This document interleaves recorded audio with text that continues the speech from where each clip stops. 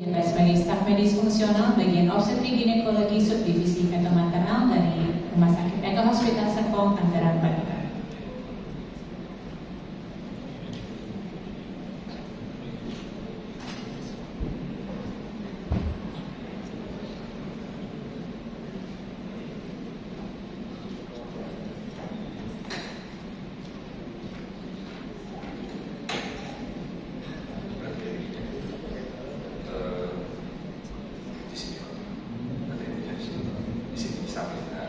Dari mana?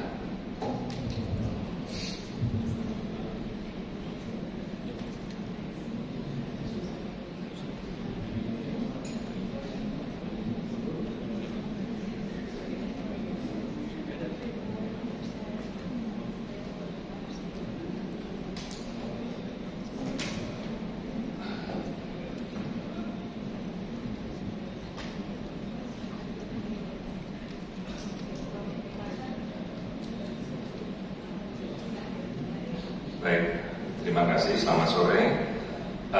Saya akan membawakan topik kemungkinan yang dasar, ya, jadi fetal ekokardiografi. Juga kita bandingkan dengan fetal cardiac screening. Jadi teman-teman tadi sudah melihat yang mungkin topiknya sulit, mungkin akan saya rangkum yang sederhana, ya. Jadi fetal cardiac screening dan fetal echo itu sebenarnya tidak terlalu jauh perbedaannya. Perbedaannya itu dari fasilitas dan apa yang kita lakukan, ya. Kedua-duanya juga mengevaluasi dari jantung. Nah, ini perbedaannya bahwa yang fetal cardiac screening itu kita lakukan dalam pemeriksaan rutin sehari-hari, basic, ya, untuk mengevaluasi struktur dan fungsional dari jantung. Sementara kalau fetal echo itu lebih detail dan kita bersifatnya subspesialistik dan lebih berfokus pada anatomi, ritme, dan arus darah. Ini awal-awal jadi perbedaannya yang saya ulas, baru kita akan ulas lebih lanjut. Dan fetal cardiac screening ini kita mendeteksi struktur mayor dan kelainan mayor dari abnormalitas jantung. Sementara kalau fetal echo kita lebih mendiagnosa secara kompleks dengan memonitor aliran darah dan ritmenya. Ya, ini perbedaan dari fetal cardiac screening yang kita rekomendasikan pada seluruh kehamilan dan menjadi bagian dari pemeriksaan asuhan prenatal dasar. Sementara kalau fetal echo lebih ditujukan pada high risk pregnancy, contohnya pada ibu-ibu dengan diabetes atau ada riwayat kelainan jantung bawaan, itu kita lakukan. Nah, biasanya fetal cardiac screening kita lakukan dengan pemeriksaan USG standar 2 dimensi dan mengevaluasi ruangan-ruangan jantung. Sementara kalau fetal echo kita lebih sistematis, bisa memakai Doppler, color flow, atau EMOT, ya. Nah, ini perbedaannya. Saya ulas lebih lanjut. Fetal cardiac screening itu menggunakan alat USG yang standar saja sudah cukup dan dilakukan oleh teman-teman yang sudah memiliki basis standar untuk USG, ya. Sementara kalau fetal echo biasa kita terpusat pada suatu center ekokardiografi yang cukup mapan dan membutuhkan alat-alat yang lebih high resolution. Dan sifatnya kalau fetal cardiac screening ini bersifatnya cepat, mungkin sekitar 5-10 menit teman-teman sudah selesai. Tapi kalau fetal echo mungkin lebih lama, bisa sampai 20-45 menit. Dan kalau fetal cardiac screening sensitivitasnya cukup terbatas dibandingkan dengan fetal ekokardiografi. Nah, ini beberapa summary-nya. Jadi kalau fetal cardiac screening ini untuk pemeriksaan dasar, sementara kalau fetal echo itu mendapatkan suatu hasil yang lebih detail, ya. Nah, ini beberapa penyakit kongenital bawaan, mulai dari congenital heart disease, kemudian yang diturunkan secara genetik, sindrom, beberapa frekuensi kardiak anomali akan kita bahas satu persatu berikut ini. Prevalensinya antara 80-120 per 10.000 kelahiran, dengan beberapa kelainan kondisi aneuploidi paling sering, dan kardiak anomali ini berkaitan sering juga dengan aneuploidi. Nah, ini beberapa kelainan genetik yang paling sering muncul. Teman-teman bisa melihat mulai dari Holt-Oram syndrome, Noonan, Upward, trombositopenia, absent reduced syndrome, ya. Ini beberapa sudah saya kelompokkan. Kemudian indikasi untuk melakukan fetal echo teman-teman pasti sudah jelas, ya. Misalnya seperti ada autoimmune disorder, kemudian metabolic condition, ya. Kemudian indikasi fetus untuk fetal echo seperti ada namanya fetal aritmia, ekstrakardiak anomali, ya. Ini teman-teman bisa lihat di sini. Nah, ini proporsi dari congenital heart defect. Ini juga sudah saya tulis dalam sebuah review nanti, mudah-mudahan reviewnya sudah kita submit ya. Terbanyak adalah VSD, paling sering, kemudian diikuti oleh atria septal defect. Nah, tren peningkatan identifikasi ini semakin dari tahun ke tahun ini semakin meningkat, mendekati hampir mungkin 100%. Dan indikasi dari beberapa peneliti itu menunjukkan mendekati 90% angka diagnostiknya cukup tinggi ya. Nah, ekstrakardiak anomali dengan kelainan jantung biasanya ditemukan mulai dari kelainan di otak, usus, kemudian paru-paru juga kelainan skeletal. Ini persentasenya teman-teman bisa lihat. Nah, beberapa alat yang bisa kita pakai mulai dari pemeriksaan real time, EMO, Doppler. Ini akan saya coba bahas termasuk mungkin dari perkembangannya paling akhir ya. Nah, kita akan mulai membahas mulai dari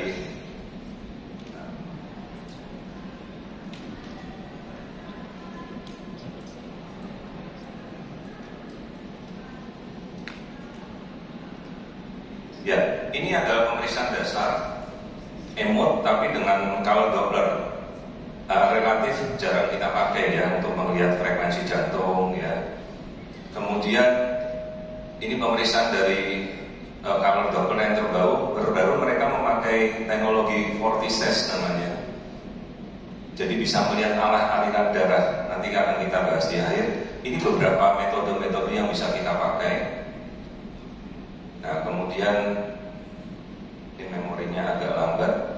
Pemeriksaan real time kita bisa pakai EMO ya. Dilakukan antara sekitar 16 sampai 22 minggu.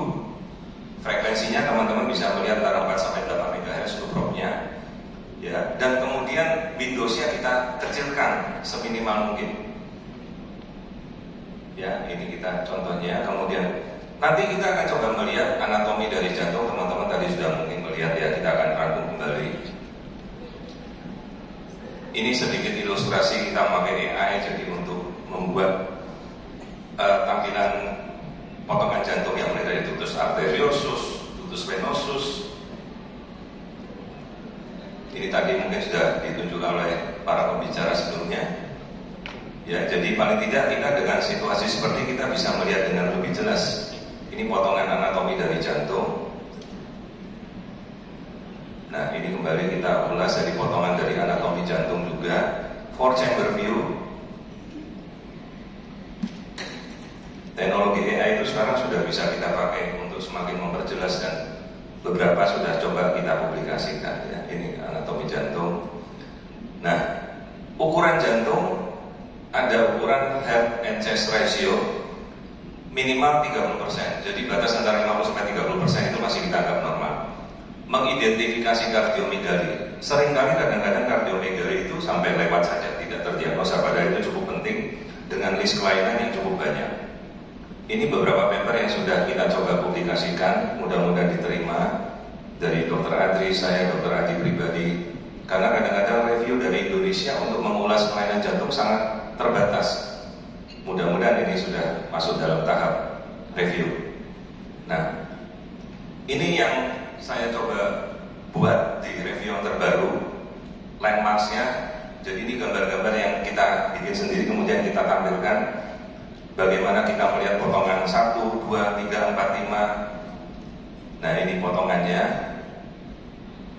Ya, potongan 1, 2, 3, 4, 5 mulai dari stingi lambung sampai stingi trakea. Ini teman-teman nanti bisa melihat. Nah, outflow tract tadi Dr. Arya juga sudah melihat. Ini kita harus bisa melihat bagaimana potongan outflow tract baik dari kiri ataupun kanan.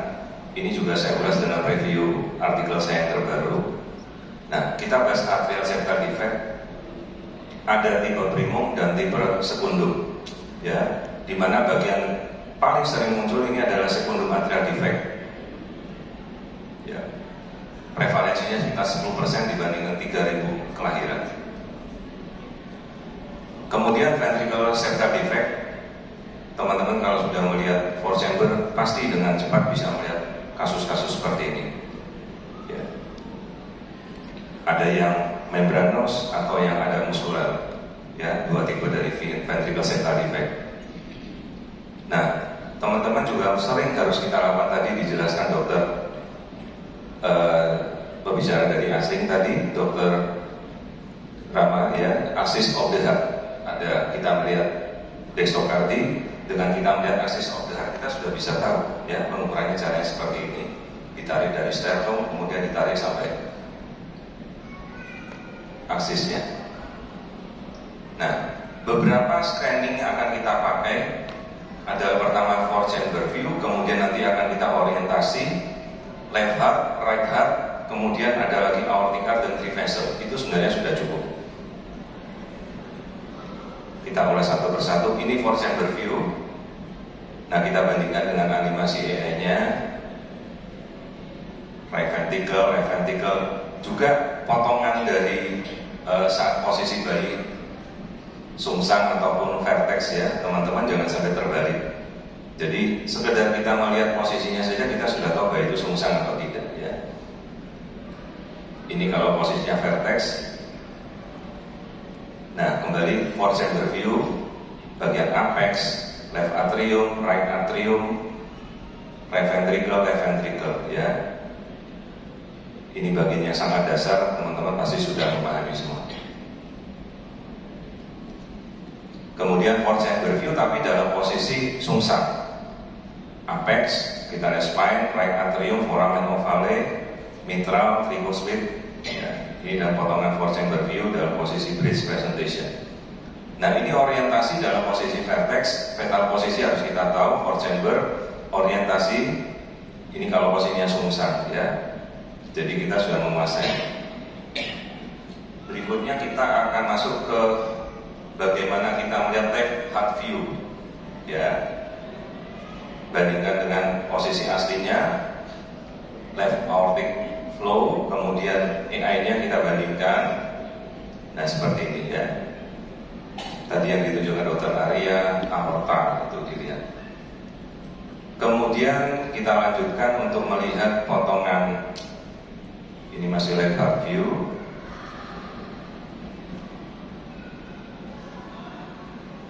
Left to right sweep. Ini dalam potongan longitudinal. Kita geser pelan-pelan. Jadi bisa melihat diafragma, batas antara torak dan abdomen. Nah, kita dapatkan potongan left to right sweep seperti ini. Pelan-pelan sekali karena jaraknya bermili aja sudah berbeda, ya. Di sini pembuluh darah yang akan kita lihat seperti aorta, kita bisa lihat ruangan-ruangan ventrikel, kita bisa lihat, ya. Ini mudah-mudahan memorinya cukup karena videonya cukup banyak. Nah, ini right heart view dan short axis. Pelan-pelan kita putar, kita rotasi. Nah, seperti ini, ya. Dalam potongan vertex. Ini right to heart, right heart, short axis view. Berikutnya, dulu kita mengenal adanya yellow pages, bentuknya seperti itu.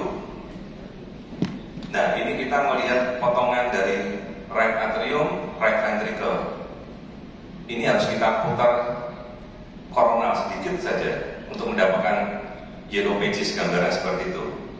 Jadi seperti jari kita berjalan, ya.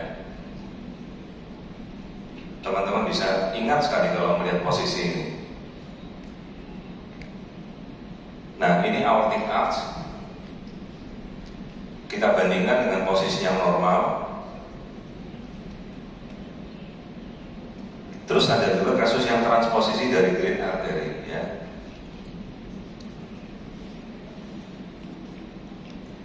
Ya.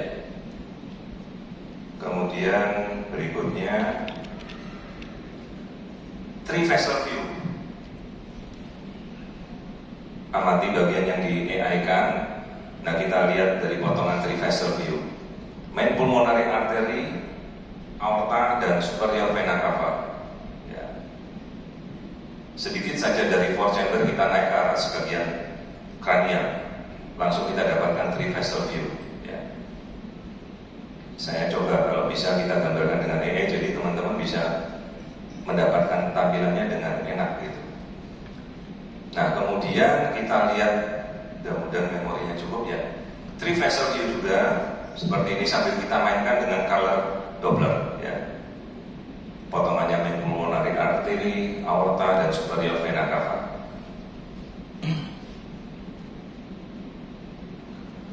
Ini juga masih three vessel view, tetapi dalam kasus transposisi of great artery, jadi antara aorta dan main pulmonary artery-nya tertukar. Transposisi of great artery. Tampilannya seperti memakai skateboard. Berikutnya, nah ini kita memakai pulse wave Doppler. Tadi kita sudah pertama diperlihatkan.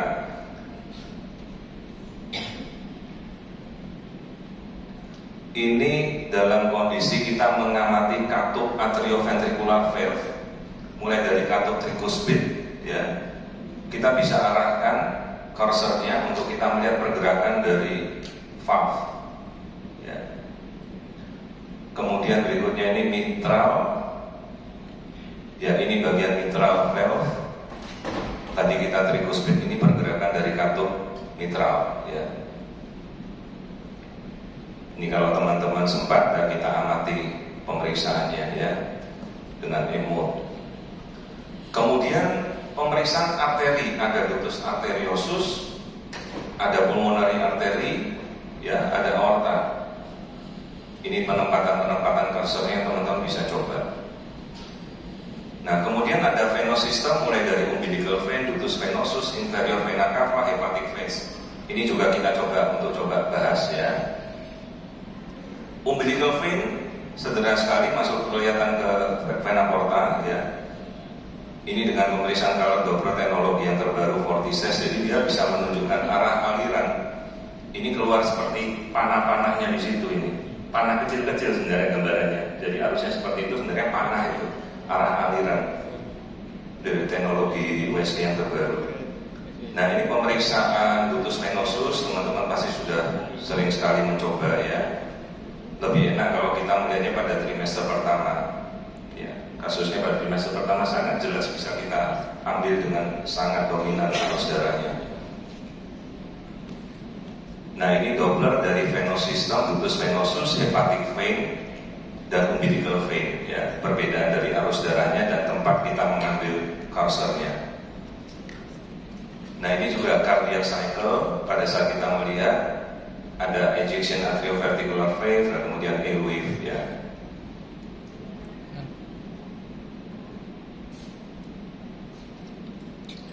Nah, hepatic vein dia ada aliran forward dan aliran reverse.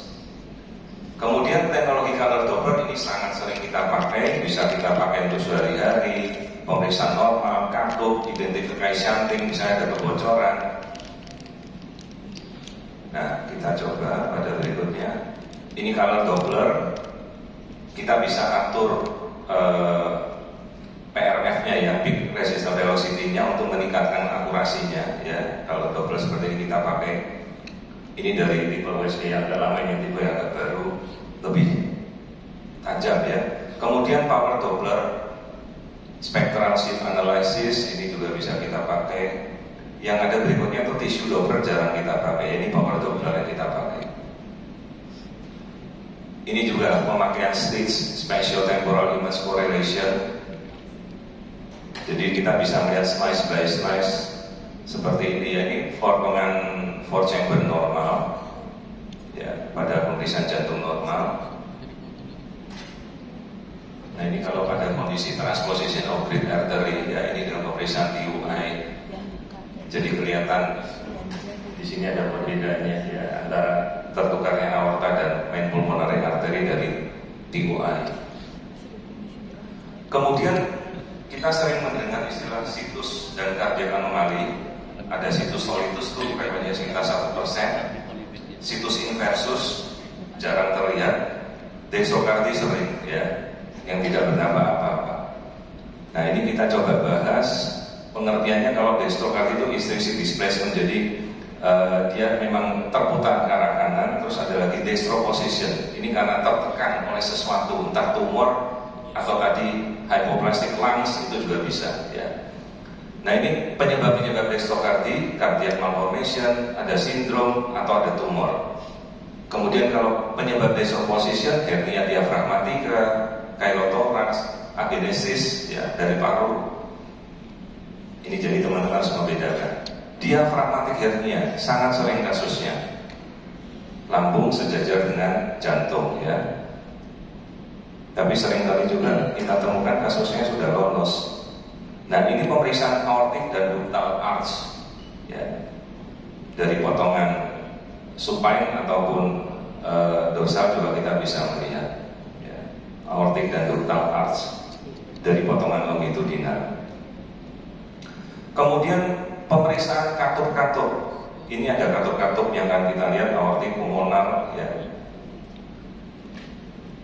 Nah, pemeriksaan katup ini kita coba kombinasikan dengan EE lagi. Kita lihat katup-katup apa yang akan kita lihat. Katup mitral, ini potongannya kepala vertex, tricuspid, aortik dan pulmonar ya. Nah, ini Epstein anomali, itu kelainan katup yang sangat nyata. Katupnya menjadi tebal, ekogenik, dan atresia pada tricuspidnya. Dan posisi antara katup mitral dan tricuspidnya tidak sejajar ya.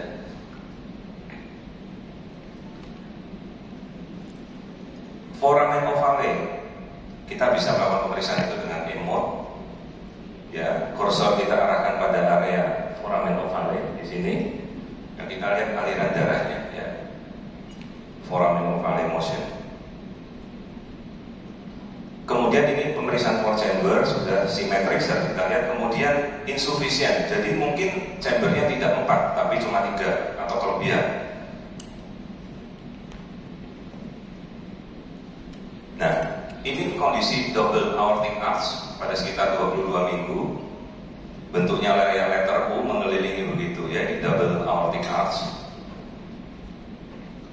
Kemudian transposisi dari great artery terbalik, pemeriksaan dari jantungnya, pembuluh darahnya tertukar ya. Kemudian kasus tetralogy of Fallot, terlihat jelas ada stenosis pulmoner di sini, overriding aorta pada level VSD ya terlihat ya, tetralogy of Fallot. Nah, common atrium, atriumnya hanya 1.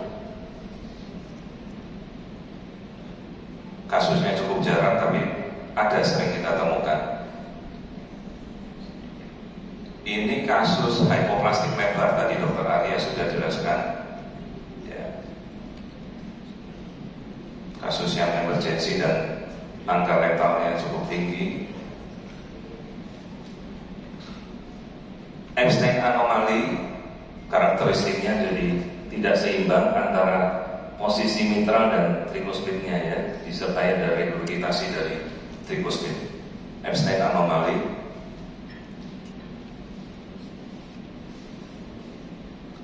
Ini kasus tricuspid atresia, perhatikan yang kita tunjuk ini ya. Ada aliran darah flow baliknya, tricuspid atresia.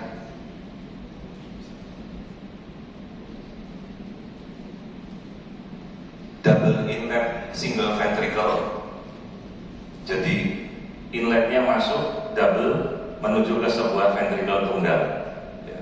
Double inlet single ventricle. Kemudian ada juga yang chambersnya tidak 4 tapi ada ketambahan pseudo chamber, misalnya dalam kasus Chiari network pericardiosis eustachian valve ya. Jadi seolah-olah ada tambahan chamber padahal itu bukan, dia ada hanya sekedar aksesoris saja ya. Pada kasus-kasus seperti too many chambers.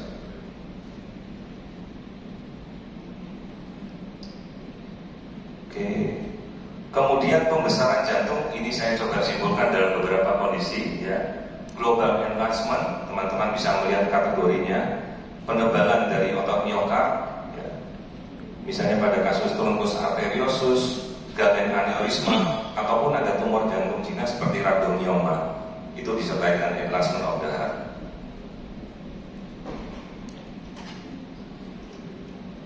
Nah, Ini pericardial effusion, teman-teman bisa lihat pericardial effusion.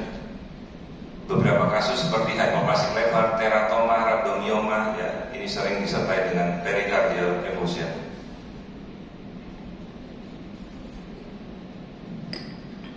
Nah, kemudian kita akan melihat aorta dan pulmonary artery. Ini aorta, kemudian kita lihat di bagian bawah ini pulmonary artery.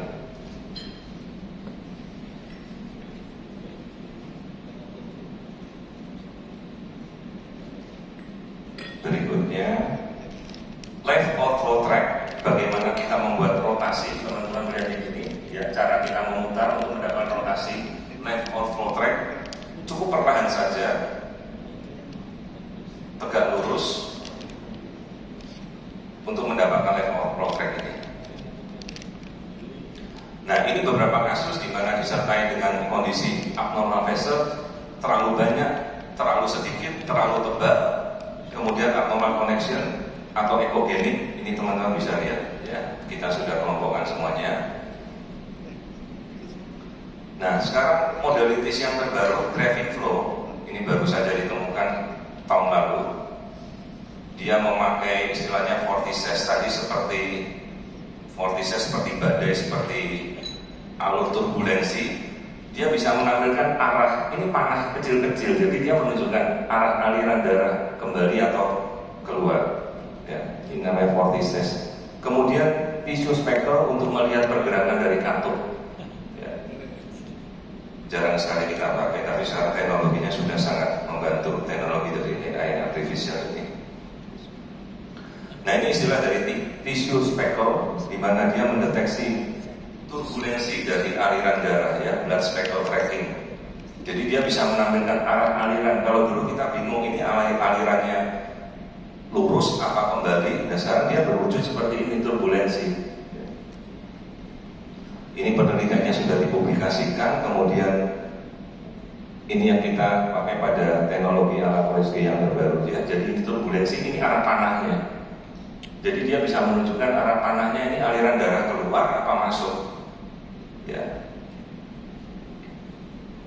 Nah, ini yang kita pakai. Ini arah aliran tisu kalau dokter biasa, kemudian kita nyalakan vortices, ya. Lalu kita ini dia menunjukkan arah aliran ini panah-panah kecil. Jadi aliran darah masuk, kemudian aliran darah keluar kembali. Ya, sangat-sangat membantu. Jadi secara kita tahu, oh ini artinya regurgitasi seperti ini, ya. Nah, ini vortices, ya, dalam left ventricle. Sangat membantu kita untuk melakukan penelitian dari color dokter, ya. Gravity flow namanya. Jadi kita bisa lihat dengan jelas. Nah, ini arrow-nya, panahnya. Jadi kita nyalakan, kita langsung tahu arahnya ke depan, kemudian dia balik. Kita bisa melihat regurgitasi seperti itu. Ya, saya kira ini yang saya bisa sampaikan. Kemudian dari teknologi terbaru ini, summary-nya, lakukan fetal cardiac screening pada pemeriksaan dasar, ya. Itu bisa kita lakukan pada seluruh kehamilan.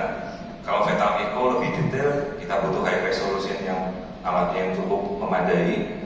Dan kelainan-kelainan jantung seperti ASD, PSD, theta odifolor dengan kelainan yang berat itu harus kita membutuhkan manajemen yang tepat, ya. Genetic syndrome sekarang sudah ada NIPT, mungkin sekarang sudah tersebar luas, kita bisa lakukan. Kemudian pemeriksaan advance seperti color Doppler stitch itu akan meningkatkan diagnosa. Semakin awal kita mendiagnosa, semakin akan berdampak yang baik. Terima kasih atas perhatian teman-teman. Terima kasih, Dr.